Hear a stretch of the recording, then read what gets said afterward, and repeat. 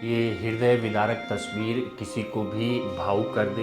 ये तस्वीर अजीत पवार के पीएसओ विदित दिलीप जाधव के अंतिम संस्कार की है, जिसमें उनके 9 साल के बेटे उन्हें मुखाग्नि दे रहे हैं।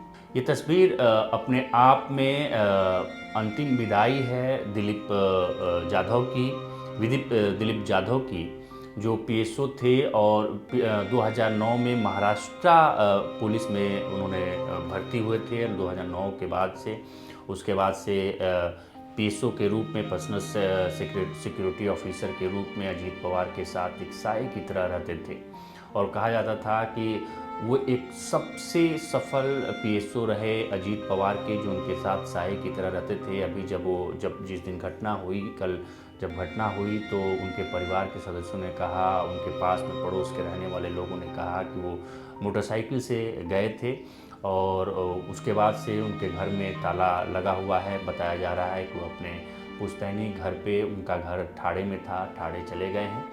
उनकी मुखाग्नि 9 साल का बेटा, उनके परिवार में 9 साल का बेटा, एक बेटी, पत्नी और बूढ़े माँ बाप बुजुर्ग थे। आप सोचिए कि क्या बीत रही होगी उस परिवार पे। ये तस्वीर किसी को भी भावुक कर देने वाली है।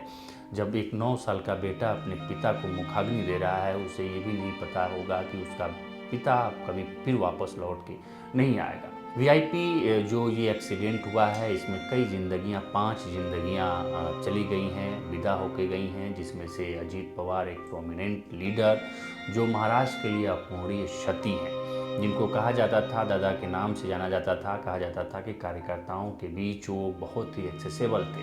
उन्हीं के साथ पीएसओ दिलीप जाधव, विदित दिलीप जाधव उनके साथ पर्सनल सेक्रेटरी ऑफिसर के रूप में काम करते थे और उनके साथ साई की तरह रहते थे।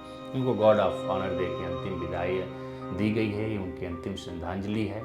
और अजीत पवार को भी आज अंतिम विदाई दी जाएगी।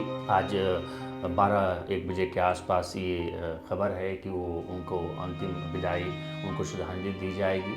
ये जो मुखाग्नि है उनके 9 साल के बेटे, विदित जाधव के 9 साल के बेटे हैं, उन्होंने दी है। और परिवार में बहुत कुछ छूट गया है दिलीप के ना होने से, दिलीप जाधव के ना होने से, विदित दिलीप जाधव के ना होने से। अब बेटा, एक 9 साल का बेटा है, एक बेटी है, बूढ़े माँ बाप हैं, पत्नी है। ये बहुत ही हृदय विदारक तस्वीर है और ये नम आँखें हैं। और जो लोग, आप देखिए कि गार्ड ऑफ ऑनर के तहत अंतिम विदाई उनको दी जा रही है।